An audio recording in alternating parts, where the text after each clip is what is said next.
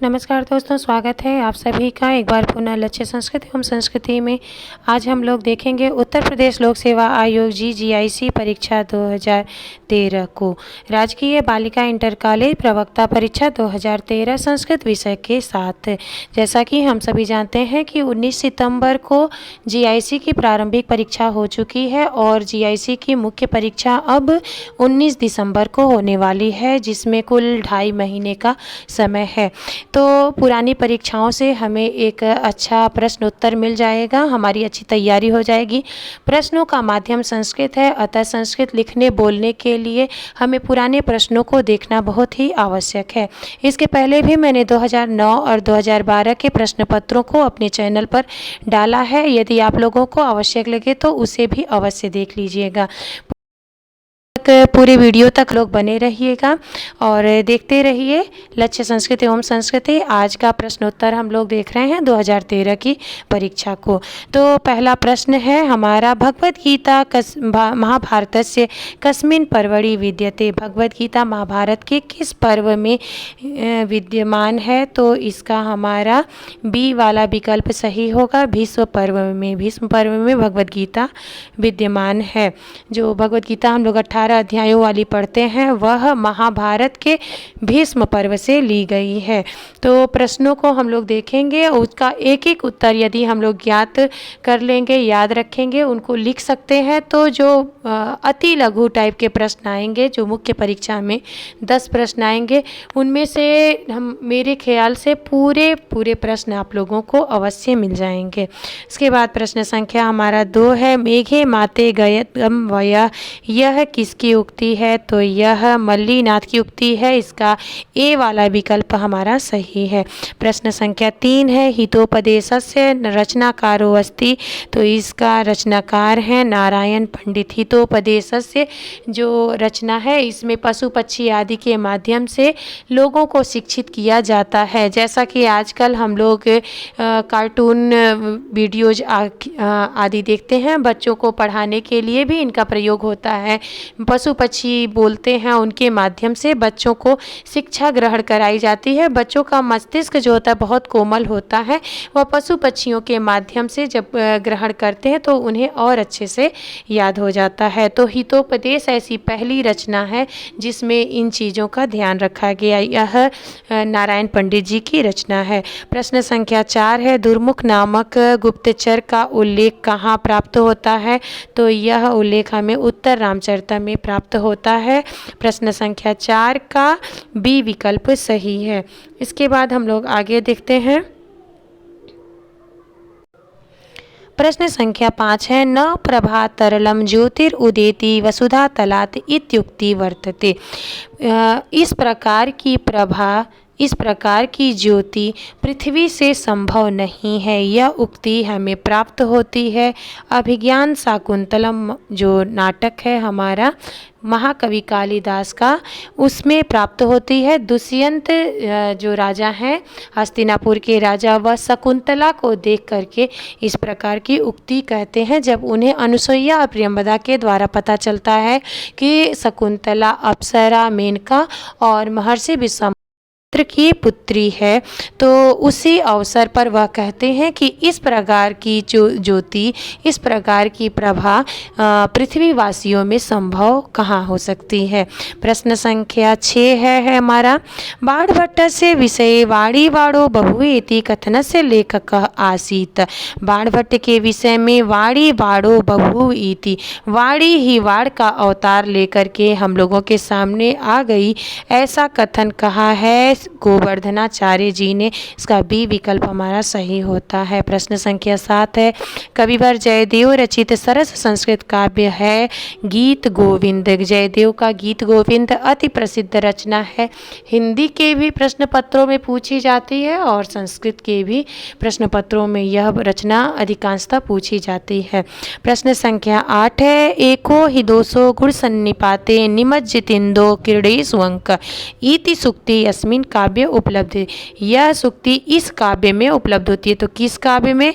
कुमार संभव काव्य में यह उक्ति यह सूक्ति प्रसिद्ध हो जो हमें प्राप्त होती है। इसमें बताया गया है कि एक दोष गुणों के समूह के अंतर्गत छुप जाता है, जैसे चंद्रमा की कांति के अंतर्गत, चंद्रमा की सौंदर्य के अंतर्गत उसका कलंक छुप जाता है, वैसे गुणों के समूह के अंतर्गत यदि एक दोष है तो वह भी छुप जाता है।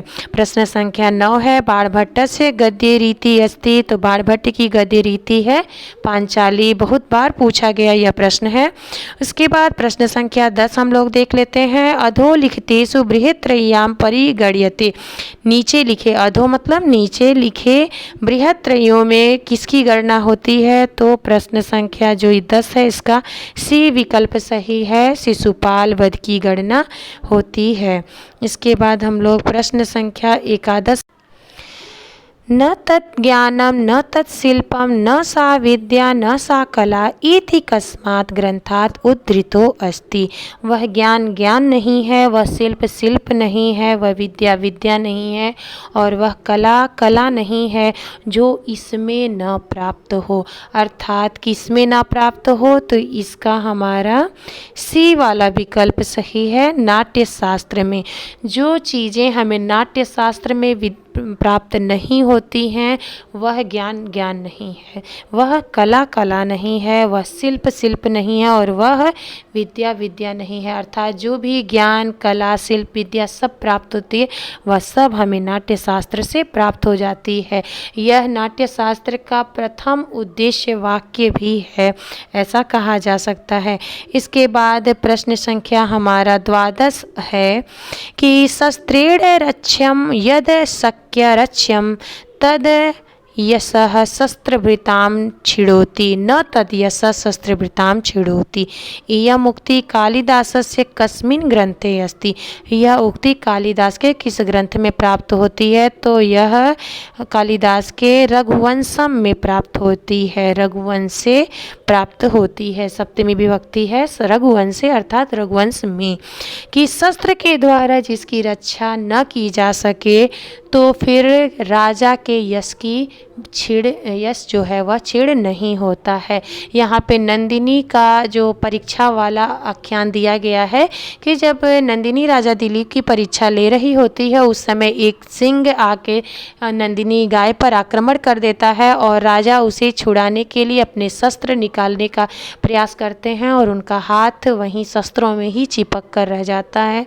तो सिंह बोलता है कि हे राजन, यह जो मैं हूँ, मैं पार्वती माता और भगवान शिव का भक्त हूँ, मेरा वध करना तुम्हारे वश में नहीं है, तुम्हारे किसी शस्त्र के द्वारा मैं मारा नहीं जा सकता हूँ। अतः शस्त्र के द्वारा यदि तुम इस गाय की रक्षा नहीं कर सकते हो तो इससे तुम्हारे यश पे कोई भी हानि नहीं होगी, तुम आसानी से यहाँ से लौट सकते हो। तो वही प्रसंग यहाँ पे बताया गया है, रघुवंश से लिया गया है। प्रश्न संख्या 13 है, पुटपाक प्रतीकासो रामस्य करुणो रस इति उक्ति केन कविना संबद्धा अस्ति। पुटपाक के समान राम का करुण रस हो गया है, यह उक्ति किस कवि से संबद्ध है? तो यह उक्ति भवभूति से संबद्ध है। भवभूति ने उत्तर रामचरितम नाटक की रचना की है, उसी में ये चीज़ें कही गई हैं। प्रश्न संख्या 14 पे आ जाते हैं हम लोग। 14 प्रश्न अस्ति, मृच्छकटिकस्य नादने पाटे कस्या देवताया समाधि माध्यमेन रक्षा कामना कृता अस्ति। मृच्छकटिक जो प्रकरण है उसमें नांदी पाठ में किस देवता की समाधि के माध्यम से रक्षा कामना की गई है? तो यहाँ पे डी वाला विकल्प हमारा सही हो जाएगा, भगवान शंकर की समाधि से रक्षा की कामना की गई है। प्रश्न संख्या 15 अस्ति, आदि काव्य जो है उसमें सर्गों की संख्या कितनी है? तो इसमें सर्गों की संख्या 500 बताई गई है और आदि का अर्थ होता है प्रथम, अर्थात जो प्रथम काव्य है, प्रथम महाकाव्य है वह रामायण माना जाता है और प्रथम कवि जो हैं उनको आदि कवि कहा जाता है। वाल्मीकि जो हैं वह प्रथम कवि हैं और प्रथम छंद जो है वह श्लोक है, श्लोक को ही अनुष्टुप छंद के नाम से भी जाना जाता है। तो यहाँ से आपके 3 प्रश्न सही हो जाएंगे, आदि काव्य, आदि कवि, आदि छंद या आदि श्लोक कौन सा है? इसके बाद हम लोग प्रश्न संख्या 16 पर आ जाते हैं। 16वां प्रश्न है, धर्मे चार्थे चकामे च मोक्षे च भर्तृष्भ यदि अस्ति तदन्यत्र यदि नास्ति न तत्क्वचित्। धर्म में, अर्थ में, काम में, मोक्ष में हे भरतवंशी श्रेष्ठ, जो यहाँ है वही हर जगह है और जो यहाँ नहीं है वह कहीं नहीं है। तो इसमें किस महाकाव्य की प्रशंसा की गई है? इसमें महाभारत महाकाव्य की प्रशंसा की गई। देखिए, इसके पहले वाला प्रश्न हमारा रामायण महाकाव्य से था और यह वाला प्रश्न हमारा महाभारत से है। महाभारत के रचयिता कौन है? वेद व्यास हैं, जिन्होंने वेदों का विभाजन भी किया। इनको कृष्ण द्वैपायन कहा जाता है। गुरु पूर्णिमा इन्हीं के जन्मोत्सव के अवसर पर मनाई जाती है। इससे संबंधित एक वीडियो मेरे चैनल पर भी डाला गया है। यदि आप लोगों को आवश्यकता हो, अच्छा लगे तो उसे भी देख लीजिएगा। और यदि आप पहली बार चैनल पे हैं तो चैनल को लाइक, सब्सक्राइब और शेयर कीजिए और प्रश्नों को देखिए। प्रश्नों के उत्तर से आप लोगों को बहुत से अन्य भी प्रश्न प्राप्त हो जाते हैं, अन्य भी उत्तर प्राप्त हो जाते हैं। जो इसके बाद एलटी की परीक्षा होने वाली है, टीजीटी पीजीटी की आगामी परीक्षा जो नवंबर आदि में होने वाली है, और इसकी मुख्य परीक्षा जो होने वाली है जीआईसी की, इन सभी में आप लोगों को इससे काफ़ी मदद मिल जाएगी। तो उसके बाद चलिए आगे देखते हैं। प्रश्न संख्या 17 है, एको रसः करुण एव निमित्त भेदात् इति सुक्ति केन नाटकेन संबद्ध अस्ति। एक ही रस है करुण, जो निमित्त भेद हो करके कई रसों में बदल जाता है, अर्थात सभी रसों का मूल यहाँ पे करुण रस को बताया गया है। यह कहाँ से ली गई है उक्ति? तो यह उत्तर रामचरितम में कहा गया है, तृतीय अंक में कहा गया है। उत्तर रामचरितम का जो तृतीय अंक है, छाया अंक, वह सर्वाधिक महत्वपूर्ण अंक है और सबसे अधिक कल्पना इसमें की गई है, बहुत ही रुचिकर है। इसी अंक के कारण इस नाटक की महत्व जो है बहुत ज़्यादा बढ़ गया है और लगभग सभी पाठ्यक्रम में उत्तर रामचरितम का तृतीय अंक हम लोगों को पढ़ने को मिल जाता है। इसके बाद हम लोग देख लेते हैं प्रश्न संख्या है, भामिनी विलास इति मुक्ति काव्यस्य मुक्तक काव्यस्य रचयिता वर्तते। भामिनी विलास जो है, इस मुक्तक काव्य के रचयिता कौन है? तो जगन्नाथ हैं। अधिक समय नहीं नष्ट हो रहा है, केवल आप प्रश्न देख रहे हैं और उत्तर देख रहे हैं, इसलिए आप लोग बने रहिएगा पूरे वीडियो के साथ। आप लोगों को बहुत अच्छे अच्छे प्रश्न इसमें मिल जाएंगे और संस्कृत भाषा के लगभग सभी प्रश्न पत्रों में इस प्रकार के ही प्रश्न दोहराए जाते हैं। यदि आप लोगों ने पूरे प्रश्नों को देख लिया तो आप लोग जितनी भी परीक्षाएं आगे देंगे उन सभी में इससे आपको लाभ अवश्य होगा। प्रश्न संख्या 19 है, वेदांगा नाम संख्या भवति। वेदांगों की संख्या कितनी है? तो 6 है। कौन कौन से वेदांग हैं आप सभी जानते होंगे, शिक्षा, कल्प, व्याकरण, निरुक्त, छंद और ज्योतिष। उसमें जो सबसे मुख्य वेदांग है, कभी कभी अभी प्रश्न पूछ लेता है, तो कहा गया है मुखम व्याकरणम स्मृतम व्याकरणम। स्मृतम जो सबसे मुख्य, जैसे शरीर में सबसे अधिक मुख्य मुख होता है, उसी प्रकार वेदांगों में सर्वाधिक मुख्य कौन सा है? व्याकरण है। इसके बाद प्रश्न संख्या हमारा है 20, सर्वे शब्दा धातुभ्य एव समुत्पन्ना मतम ईदम संपादितम प्रतिपादितम। यह मत कहाँ प्रतिपादित किया गया है कि सभी शब्द धातु से उत्पन्न हुए हैं? तो निरुक्त में यह कहा गया है। धातु का अर्थ होता है क्रिया, किसी न किसी क्रिया से ही सभी शब्दों की उत्पत्ति होती है।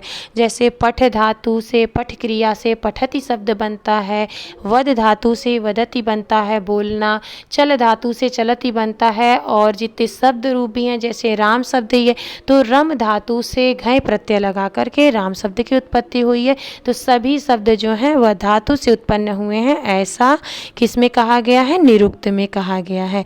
इसके बाद हमारा प्रश्न संख्या 21 है, न वित्तेन तर्पणीयो मनुष्य है। वित्त से अर्थात धन से मनुष्य कभी भी तृप्त नहीं हो सकता है, यह कहा गया है कठोपनिषद में। इसके बाद प्रश्न संख्या 22 अस्ति, उरुक्रमः कस्य विशेषणं भवति। उरुक्रम किसका विशेषण है? तो यह भगवान विष्णु का विशेषण है, विष्णु सूक्त में यह कहा गया है। प्रश्न संख्या 23 है हमारा 23, ऋग्वेदस्य मंडलानां संख्या अस्ति। ऋग्वेद में मंडलों की संख्या कितनी है? तो 10 है। ऋग्वेद का विभाजन 2 प्रकार से है, अष्टक क्रम में और मंडल क्रम में। वेद जो है उनका विभाजन मंडल क्रम में है और अष्टक। अष्टक में जब हम मानते हैं तो 8 अष्टक होते हैं, मंडल में जब हम इनकी गणना करते हैं तो 10 मंडल होते हैं। तो यह जो वेद वाला जो मैंने वीडियो दिया है आप लोगों को, चैप्टर पढ़ाया है वेदों के सामान्य परिचय, उसमें सभी चीज़ें बताई गई हैं कि कौन कौन से वेदों के कौन कौन से ब्राह्मण हैं, अरण्यक, उपनिषद, शिक्षा ग्रंथ, कल्प इत्यादि सभी के बारे में उसमें बताया गया है। आगे प्रश्न संख्या है हमारा, प्रथम वेद काल निर्णायको अस्ति। कौन है प्रथम वेद काल का निर्णय करने वाला? है मैक्स मूलर, पाश्चात्य वेद विद्वान हैं। इन्होंने वेदों के काल का निर्णय किया है, जबकि भारतीय परंपरा के अनुसार वेदों का काल निर्णय उतनी अच्छी से नहीं हो पाए, क्योंकि वेदों को हम लोग अपौरुषेय मानते हैं, किसी भी मनुष्य की रचना वेद को नहीं मानते हैं। तो मैक्स मूलर ने काल निर्धारण करने का प्रयास किया, किंतु बाद में वह स्वयं भी अपनी ही बात पर अडिग नहीं रह पाए। उन्होंने भी उसमें अंतर ला दिया कि हाँ ये नहीं होगा। तो उसके बाद प्रश्न संख्या 25वां है हमारा, शिव संकल्प सूक्त केन वेदेन संबद्ध अस्ति। शिव संकल्प सूक्त जो है वह किस वेद से संबद्ध है? तो इसका हमारा डी वाला विकल्प सही होगा, शुक्ल यजुर्वेद जो है शुक्ल यजुर्वेद से संबद्ध है। शुक्ल यजुर्वेद जो है 2 भागों में है, कृष्ण यजुर्वेद और शुक्ल यजुर्वेद। तो शुक्ल यजुर्वेद से ही संबद्ध है शिव संकल्प सूक्त हमारा। इसके बाद प्रश्न संख्या 26 पे आ जाते हैं, षड्विंशति, ज्योतिषा आधारीकृत्य वेदानां काल चक्षु सहस्त्र चतुःसहस्र विक्रम पूर्व मन्यमानो विद्वान अस्ति। ज्योतिष पर आधारित वेद का काल निर्धारित करते हैं 4000 विक्रम पूर्व। कौन मानते हैं? तो इसका जो हमारा विकल्प है वह ए वाला सही होगा, बाल गंगाधर तिलक ज्योतिष पर आधारित 4000 विक्रम पूर्व वेद का काल मानते हैं। प्रश्न संख्या 27 अस्ति, ऋग्वेदस्य प्रथम मंडलस्य प्रथम सूक्ते क स्तूयते। ऋग्वेद के प्रथम मंडल प्रथम सूक्त में किसकी स्तुति की गई है? तो अग्नि देवता की स्तुति की गई है। प्रश्न संख्या 28 अस्ति, विष्णु त्रीणि पदानि पूर्णानि भवन्ति। विष्णु के 3 पद किससे भरे हुए हैं? तो किससे भरे हुए हैं? मधु से भरे हुए, ऐसा विष्णु सूक्त के अंतर्गत कहा गया है। जो उन्होंने बलि को जीतने के लिए 3 कदमों का अपना लिया था सहारा, कि एक में आकाश पाताल और अंतरिक्ष को नाप लिया था। वह तीनों जो पद हैं, उनके जो तीनों पैर हैं वह किससे भरे हुए हैं? तो मधु से भरे हुए हैं। प्रश्न संख्या 29 अस्ति, कस्मै देवाय हविषा विधेम अनेन मंत्र भागेन परामृश्यते। किस देवता की हम विधि के द्वारा हवन करें या पूजन करें, यह कहाँ से लिया गया है? इस प्रश्न का हमारा बी विकल्प सही होगा, प्रजापति। इसके बाद प्रश्न संख्या 30 है, रथ रूपकम उपलभ्यते। रथ रूपक का वर्णन कहाँ पर है? तो रथ रूपक का वर्णन कठोपनिषद में है, जिसमें आत्मा को रथी, मन को सारथी इत्यादि बताया गया है। तो यह रथ रूपक का वर्णन कठोपनिषद में किया गया है। प्रश्न संख्या 31 अस्ति, सांख्य दर्शने कति तत्वानि मन्यते। सांख्य दर्शन में कितने तत्वों की गणना की गई है? तो 25 तत्व सांख्य दर्शन में माने जाते हैं। योग दर्शन में कुल 26 दर्शन माने जाते हैं। एक तत्व बढ़ गया है ईश्वर। ईश्वर को लेकर के योग दर्शन में कुल 26 तत्व माने जाते हैं और सांख्य में 25 तत्व माने जाते हैं। इसके बाद हमारा प्रश्न संख्या 32 है, तर्क भाषायाम लिंग परामर्श अस्ति। तर्क भाषा में लिंग परामर्श क्या है? तो बी विकल्प हमारा सही होगा, अनुमान है। प्रश्न संख्या 33 है, सांख्य दर्शने कार्य कारण सिद्धांत क। सांख्य दर्शन में जो कार्य कारण सिद्धांत है उसको क्या कहा जाता है, तो उसको सत्कार्यवाद के नाम से जानते हैं। बी विकल्प सही होगा। प्रश्न संख्या 34 अस्ति तत्त्वमसि इति महावाक्य विद्यते। तत्त्वमसि यह महावाक्य कहाँ प्राप्त होता है, यह छांदोग्य उपनिषद में प्राप्त होता है। और छांदोग्य उपनिषद किस वेद का है, तो यह सामवेद का। प्रश्न बदल करके भी दे सकता है, वही प्रश्न होते हैं, पूछने का तरीका अलग अलग हो जाता है। कभी वेद से पूछ लेता है, कभी उपनिषद से पूछ लेता है, कभी आरण्यक से प्रश्न पूछ लेता है। तो इस प्रकार से यदि हम पढ़े रहेंगे, हमको प्रश्नों के उत्तर मालूम रहेंगे, तो किसी भी तरह से प्रश्न यदि हमें पूछे जाए तो हम उनके उत्तर देने में समर्थ होंगे। प्रश्न संख्या 35 अस्ति सांख्यकारिकाया कर्तु नाम अस्ति। सांख्यकारिका के कर्ता कौन है, तो इसका बी विकल्प सही होगा। ईश्वर कृष्ण इसके कर्ता हैं। प्रश्न संख्या 36 है, तर्क भाषा के अनुसार प्रमाणानि कति विधानि। तर्क भाषा जो न्याय दर्शन का हमारा ग्रंथ है, यह इसमें प्रमाणों की संख्या कितनी मानी गई है, तो 4 प्रमाण माने गए हैं।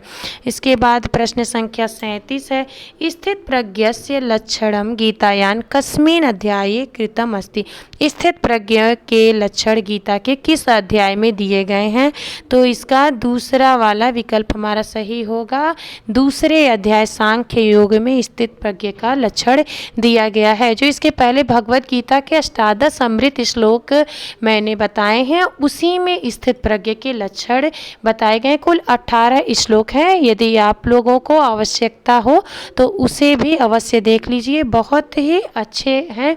इन श्लोकों को हम लोगों को पाठ्यक्रम में हो ना हो हमेशा पढ़ते रहना चाहिए। इसके बाद अब हम लोग आगे बढ़ते हैं। प्रश्न संख्या 38 अस्ति सांख्य दर्शने पुरुषः अस्ति। सांख्य दर्शन में जो पुरुष है वह कैसा है, तो सांख्य दर्शन का पुरुष जो है वह न प्रकृति है और न विकृति है, अर्थात हमारा डी वाला विकल्प इसमें सही हो जाएगा। प्रश्न संख्या 39 अस्ति अधोलिखितानां अनुबंध चतुष्टयानां समीचीन चिनुतः। नीचे लिखे गए अनुबंध चतुष्टय में जो समीचीन है, जो उपयुक्त है, उसे बताइए। तो अनुबंध चतुष्टय के अंतर्गत कौन कौन से आते हैं, तो अधिकारी, विषय, संबंध, प्रयोजन जिसमें होंगे वही सही होगा। तो यह बी वाला जो विकल्प है यह हमारा सही हो जाएगा। 39वें प्रश्न का बी विकल्प सही होगा। प्रश्न संख्या 40 है, अनुबंध चतुष्टय का निरूपण कहाँ किया गया है, तो इसका सी विकल्प सही होगा। वेदांत सार में अनुबंध चतुष्टय का निरूपण किया गया है। प्रश्न संख्या 41 अस्ति तर्क संग्रहस्य लेखको अस्ति। तर्क संग्रह के लेखक कौन हैं, तो तर्क तो आज मात्र 40 प्रश्नों पर ही रहने दें, वीडियो काफ़ी लंबी हो जाएगी, आगे हम अगले भाग में देखेंगे।